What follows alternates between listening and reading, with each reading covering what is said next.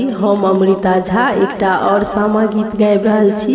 अहाँ सबके गीत नीक लागै तो वीडियो के लाइक करब और केहन लागल कमेंट में कहबे। जे ई चैनल पर नया छी हुनका से आग्रह है कि चैनल के सब्सक्राइब करू। जय मिथिला, जय मैथिली। दे बौरे कुमरा भैया डाला भरी सोनमा से, डाला भरी सोनमा से गैर दी है ना, से गैर दी है ना। कुमरा सामा जोड़ चाके बासे गैर दी है ना। कुमरा सामा जोड़ चाके बा। दे बौरे कुमरा भैया डाला भरी सोनमा से, डाला भरी सोनमा से गैर दी है ना, से गैर दी है ना। कुमरा सामा जोड़ चाके बासे गैर दी है ना। कुमरा सामा जोड़ चाके बा।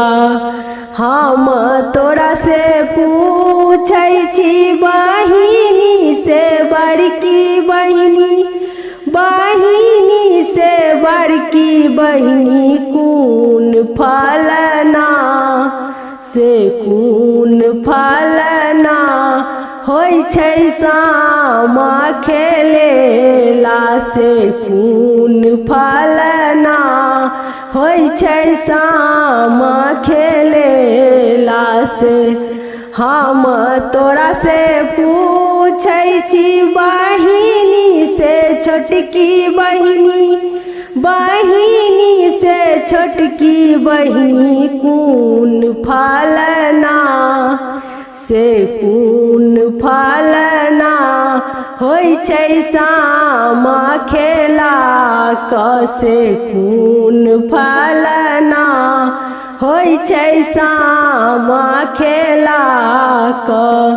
सासुरा में होय छै कुमरा आना धन लक्ष्मी से, आना धन लक्ष्मी से। नहिरा में होय छै ना, से नहिरा में होय छै ना।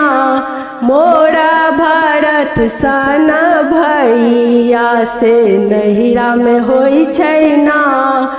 मोरा शत्रुघ्न सन भैया जुगे जुगे जीवा तू इहो दुनु भैया से, इहो दुनु भैया से। दुनु भौजो ना, से दुनु भौजो ना।